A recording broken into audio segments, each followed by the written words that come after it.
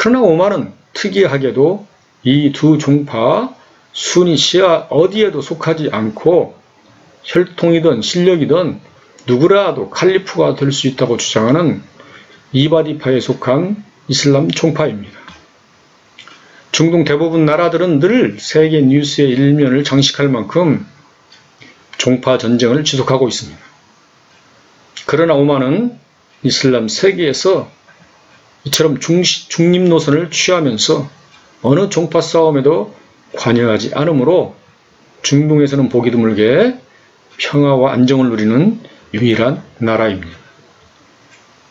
이런 종교적, 정치적 배경뿐만이 아니라 이 지구상에서 가장 완벽한 천혜의 자연 환경을 가지고 있는 나라가 오만이라는 사실을 아는 사람은 많지 않은 것 같습니다.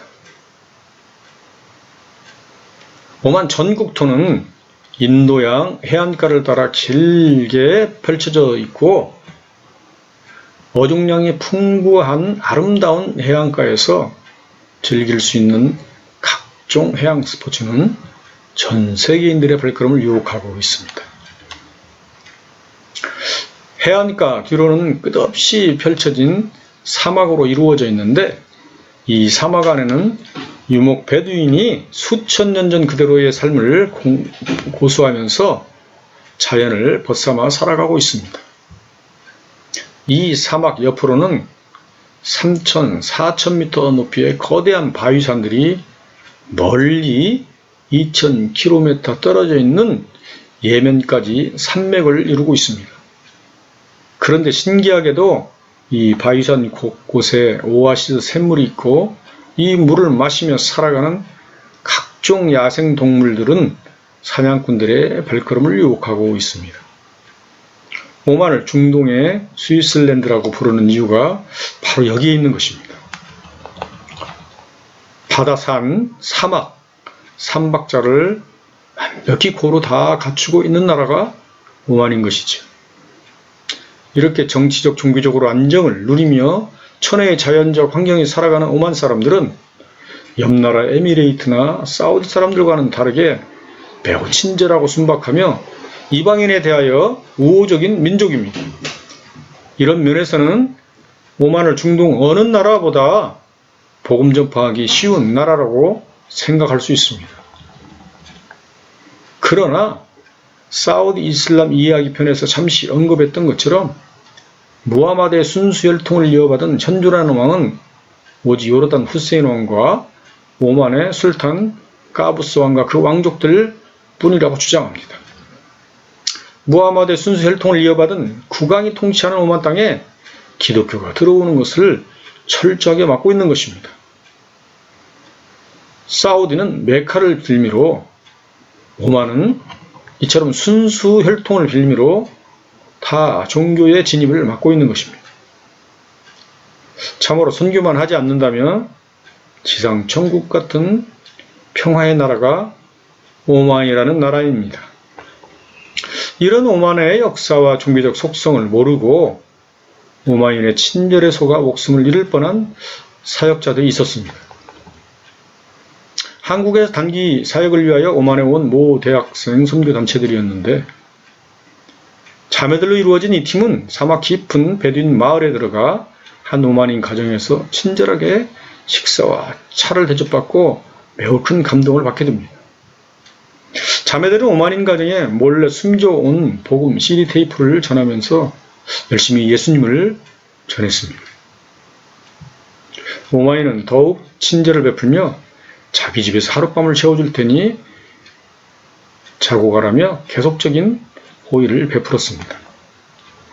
아무 의심을 품지 않은 자매들은 이 오만인의 집에 하루를 묵게 되었습니다. 그런데 한밤중에 갑자기 수십 명의 베두인들이 몰려와 자매들을 겁탈하려고 하였습니다.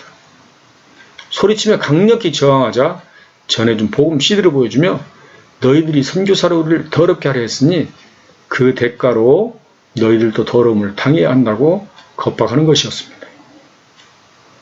다행히도 주님의 역사와 보호하심으로 오만인들은 분노를 가리키고 잠잠해졌습니다. 그들은 한밤중에 자매들을 차에 강제로 태우고 마을에서 수십 킬로 떨어진 이름 모를 사막으로 데리고 갔습니다. 그들은 너희들이 알아서 살아 돌아오라는 말 한마디를 남기고 사라져버렸습니다. 저는 941생으로 살아 돌아온 이 자매들의 이야기를 들으면서 다양한 이슬람 세계를 깊이 있게 알고 경험하는 것이 사역이 얼마나 중요한 것인지 새삼 깨닫게 되었습니다. 오만의 이런 선교적 상황을 날마다 체험하면서 왜 오만의 한국인 사역자들이 없게 되는지 알게 되었습니다. 아마존 정글에도 아프리카 오지에도 심지어 동투의 땅 북한에도 선교사들이 들어가 있다던데 왜 이처럼 좋은 땅 오만의 선교사가 없는 것일까? 그리고 왜 우리 가정이 이런 오만에 겁도 없이 도전하게 되었을까? 그래도 사우디에서는 철저한 감시를 당해도 지하교회를 중심으로 여러 사역자들과 함께 사역하며 그 열매도 맛보았는데 말입니다. 그러나 오만에서는 저희 가족 홀로 이 땅에서 어떻게 사역을 감당해야 될지 도저히 가능성이 보이질 않았습니다. 겁에 질려 복음도 한번 전해보지 못하고 이렇게 젊은 청춘을 그저 먹고 마시고 아이들 키우는 일로 세월을 보내는 것이 선교사로서 맞는 것일까? 엄청난 스트레스와 갈등의 연속이었습니다. 그나마 이때부터 시작한 사막 마라톤은 하루의 고통을 떨쳐버릴 수 있는 유일한 통로가 되었습니다. 오만 사람들은 남자나 여자나 모두 치마처럼 발목까지 내려오는 옷을 입고 다니므로 길거리에서 뛰는 경우는 거의 없습니다. 60도에 가까운 살인적인 더위로 대부분은 앉아서 차를 마시는 문화가 일반적인 것입니다. 그런데 한 동양인이 날마다 큰소리치면서 동네 사막을 뛰는 모습을 보고 미친 사람 취급을 하였습니다. 그러나 저는 그나마 기도로라도 오만을 섬기자는 사명으로 날마다 통성기도하며 달린 것입니다. 이렇게라도 하지 않으면 정말 미쳐버릴 것 같았고 선교사로서 양심의 가책을 벗어날 길이 없었습니다. 이렇게 1년 이상을 달리다 보니 어느 날부터인가 오만 어린이와 청년들까지 제 뒤를 이어 달리기 시작하는 진풍경이 벌어졌습니다. 이 마라톤은 저희가 오만을 나오기 전까지 5년 동안 지속적으로 계속되어졌습니다. 이렇게 조금씩 오만 사람들의 마음에 가까이 다가가기 시작하면서 오만에 와서 처음으로 만난 캬물라 자매와 가족처럼 가깝게 지내는 사이로 발전하게 되었습니다. 카밀라는 아랍어로 완벽한 여자라는 뜻을 가진 예쁜 이름입니다. 이 자매는 저희 부부에게 아랍어도 가르쳐주고 오만 생활 속에서 겪는 어려움을 자기 일처럼 도와주는 심성이 착한 자매였습니다. 그녀의 부모님과 다른 가족들도 멀리에서 온 이방인인 저희들을 가족처럼 여기며 심지어는 부모님 사진 옆에 저희 가족 사진을 걸어놓기도 하였습니다. 정말 사막 한 마을에서 외롭게 살아가는 우리 가족의 카밀라는 정말 위로였고 사랑스러운 자매였습니다. 카밀라와 그 가족 모두는 철저한 무슬림 신자였는데 그녀는 저희가 선교사인 줄은 전혀 모르고 오만에 사업자 온 것을 알고 있었습니다. 이런 관계 속에서 마음 같아서는 금방이라도 그녀에게 예수님을 전하고 싶은 마음이 불끈불끈 끓어올랐을 때나 복음을 전하지 못하는 그 괴로움은 이루 말할 수가 없었습니다. 만약에 복음을 전한다면 이런 좋은 관계는 당장 깨지고 우리가 전도하기 위하여 의도적으로 접근한 것이라는 것을 알면 카밀라는 분노하고 우리를 고발할 것이 불보듯 뻔한 일이었기 때문입니다. 우리가 오만을 철수하고 나중에 카밀라에 대한 소식을 후배 사역자로부터 듣게 되었습니다. 10년이 훨씬 넘었는데도 지금까지 우리 가족의 소식을 궁금해하면서 그 지역에 사는 한국 사람만 보면 우리의 소식을 묻는다고 합니다. 카밀라 부부는 우리가 떠난 후 큰 사업가로 성공하였는데 그녀는 브레이미에 거주하는 한인 사역자들이 어떤 어려움을 당하면 달려와서 적극적으로 도와주고 있다는 것입니다.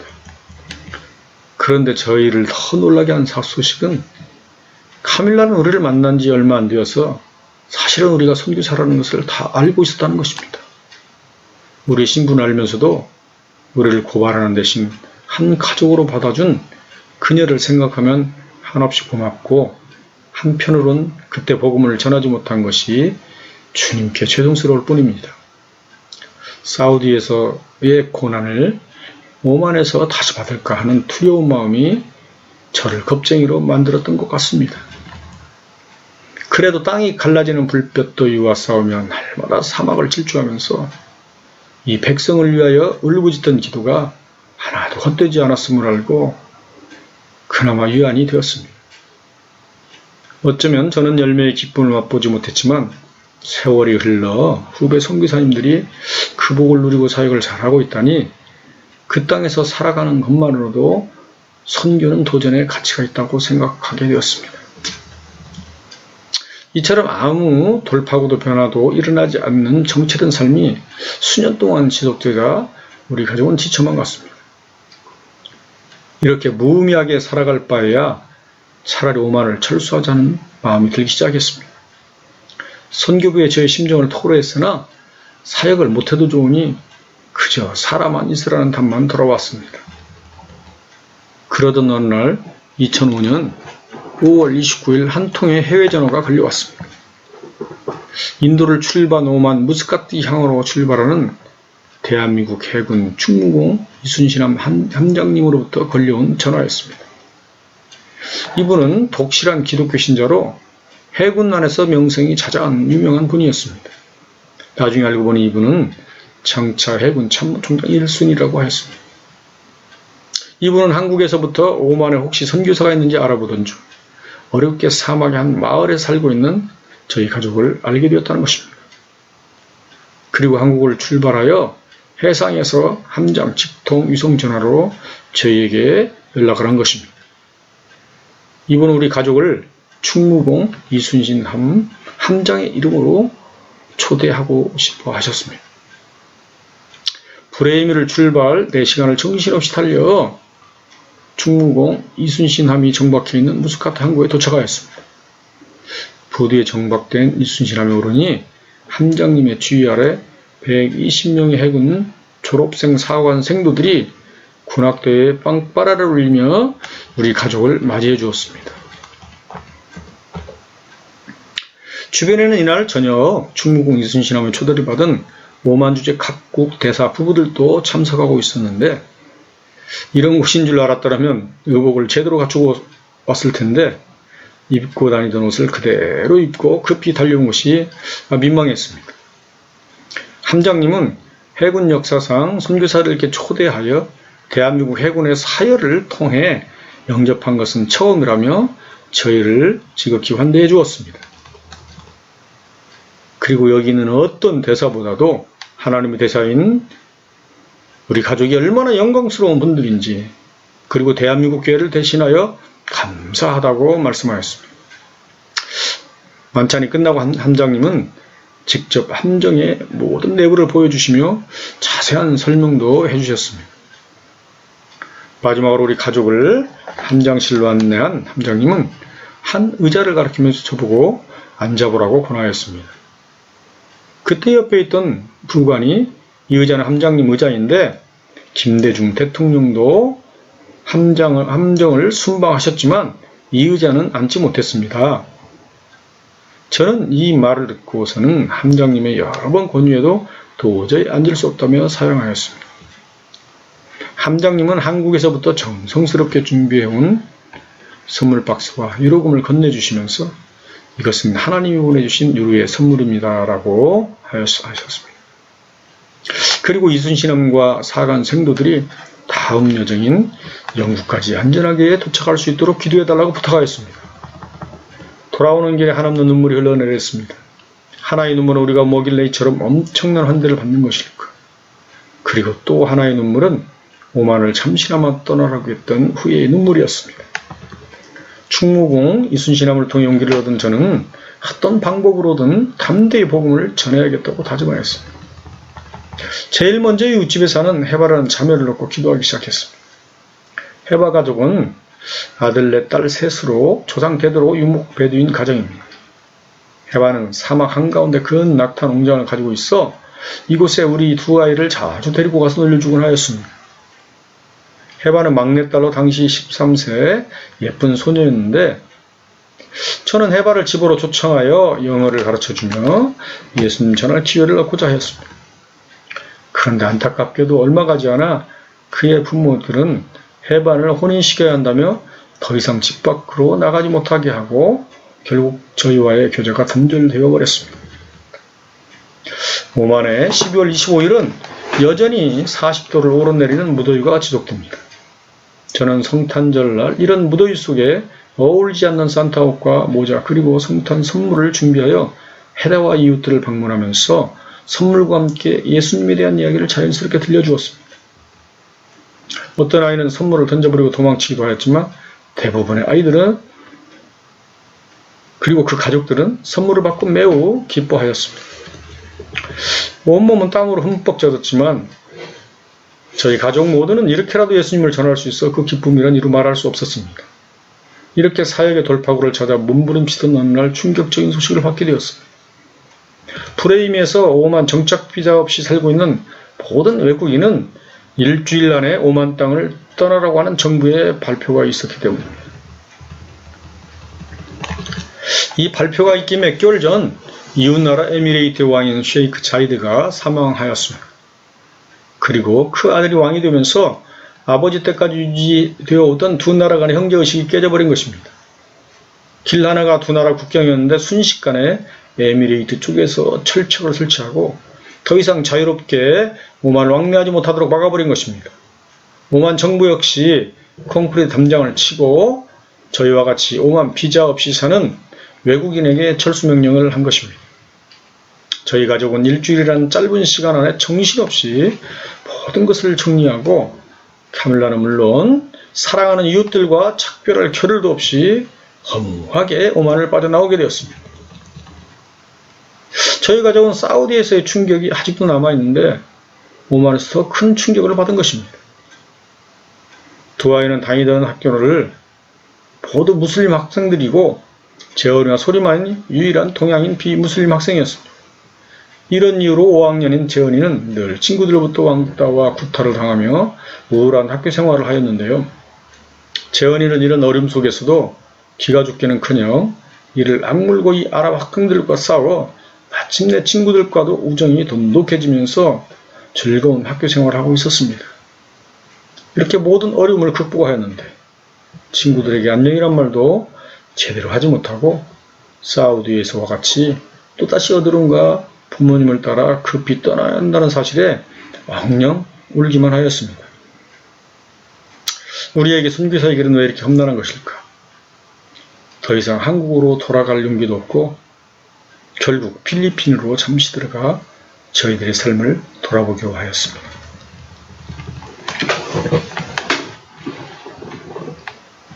아랍에미레이트 이슬람 세계 이해하기에 대하여 말씀드리겠습니다. 2006년 5월 노무현 대통령의 아랍에미레이트 방문이 있었습니다. 한국 대사관은 이웃나라 오만에 살고 있던 저희 가족을 오만 교민 대표자 자격으로 대통령 만찬에 초대하였습니다. 저는 대사관에 부탁하여 저의 신분만은 노출시키지 않는다는 조건으로 만찬에 참석하였습니다. 당시 여러 부처 장관들이 대통령을 수행하였는데 당시 외무부 장관이었던 전 유엔 사무총장 반기문 장관도 참석하였습니다. 만찬이 끝나고 에미레이트와 오만 교민 대표 자격으로 저와 당시 용태영 KBS 두바이 기자 그리고 한 분의 에미레이트 항공 승무원이 대통령과 면담하는 시간이 주어졌습니다. 이때 노무현 대통령은 서로 악수하며 잠깐 인사를 나누는 시간에 선교사님 이런 이슬람 국가에서 얼마나 수고가 많으십니까? 라며 이루 아닌 알 수 없는 말씀을 하셨습니다. 순간 놀란 가슴에 어쩔 줄 모르고 있을 때 저에게 대통령에게 꼭 하고 싶은 말을 한번 해달라고 주문하였습니다. 미리 준비된 시나리오가 아닌지라 순간 당황했지만 에미레이트를 바라보며 평소에 느낀 점을 말하였습니다. 아랍에미리트는 석유로 오늘날 이처럼 부유한 나라가 되었습니다. 대통령께서는 사전 연설하시면서 천지개벽이라는 두바이 소개 책자를 읽고 많은 감동을 받았다고 하였습니다.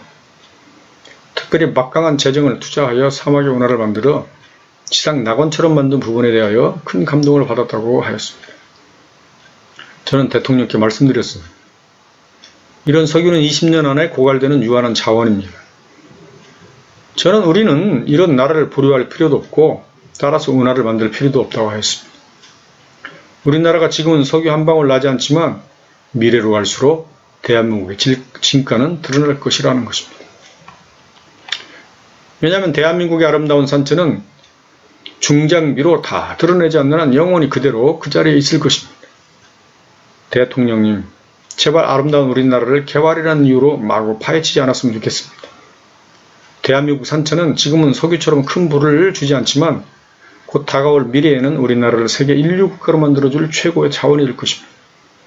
언급결에 말한 이 내용이 한국의 5대 일간지와 방송 뉴스에 전해졌다는 소식을 나중에서 듣게 되었습니다. 사우디와 같이 막강한 석유 자본으로 오늘 또 전 세계로 이슬람을 전하는 나라가 에미레이트인 것입니다. 그러나 20년도 채 남지 않은 석유의 고갈과 함께 이슬람의 운명도 끝날 것입니다. 머지않은 그때까지 우리는 지치지 말고 인내하며 이슬람 선교를 잘 감당해야 합니다. 이처럼 이슬람 세계를 깊이 있게 알면 알수록 이슬람을 향한 선교의 희망이 분명히 보이기 때문입니다. 이슬람의 세계를 실제적으로 알고 나면 더욱 그러합니다. 아랍에미레이트 역시 강력한 무슬림 국가입니다. 그런데 참 이상한 일이 있습니다. 사우디를 비롯한 중동 지역 대다수 나라의 왕족들은 알카에다 또는 IS와 같은 이슬람 무장 테러 단체들의 표적이 되고 있습니다. 왕족들은 자신들의 안전을 위하여 미국과 같은 서방 세계에 석유와 관련된 이권은 물론 국가 건설의 모든 일감을 몰아주고 있는 것입니다. 일종의 생명보험을 들어두는 것과 같습니다. 미국의 보호 아래 모든 쾌락을 누리는 왕족들은 당연히 이런 단체들의 표적이 되는 것입니다. 그런데 모든 이슬람 테러 단체들로부터 한 번도 공격당하지 않고 있는 나라가 바로 아랍에미레이트입니다. 아랍에미레이트 왕족들은 미국에도 보험을 잘 들어두지만 알카에다와 같은 IS에도 비밀리 막대한 자금을 지원해 주면서 그 대가로 안전을 보장받고 있는 것입니다. 사우디나 다른 걸프 지역 왕족들에 비하면 아랍에미레이트 왕족들은 매우 영리하다고 할 수 있습니다.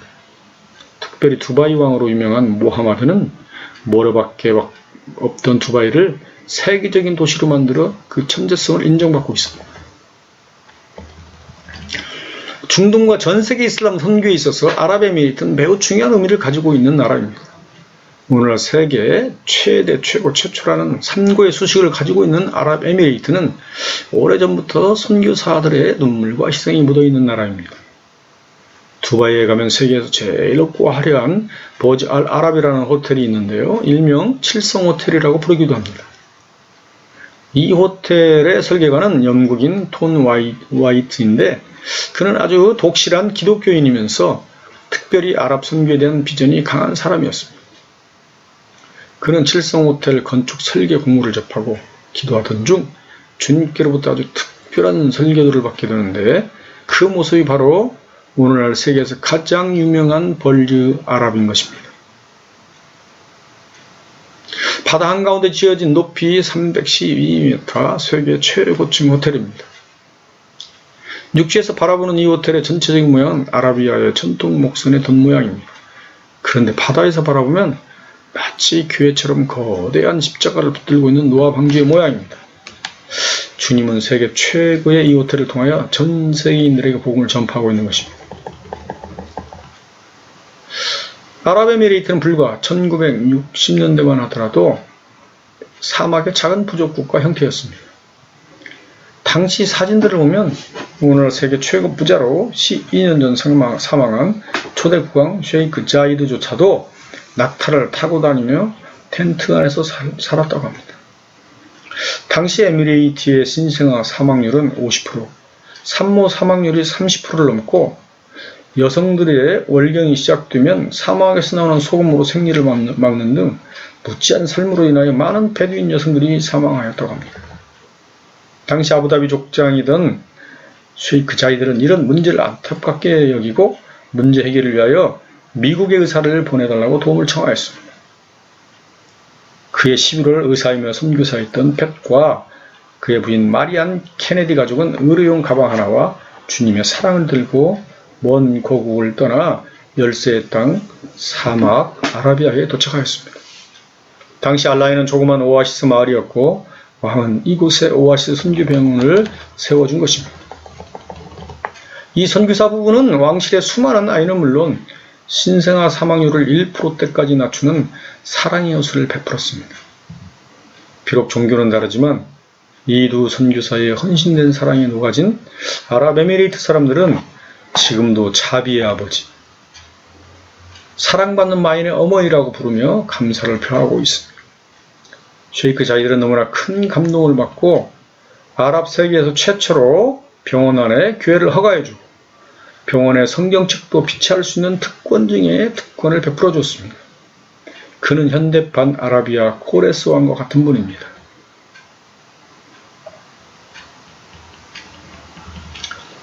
저희 가족도 이 교회에 출석하며 이 두 선교사님의 발자취를 따라 아랍을 섬기려 애를 써보았습니다.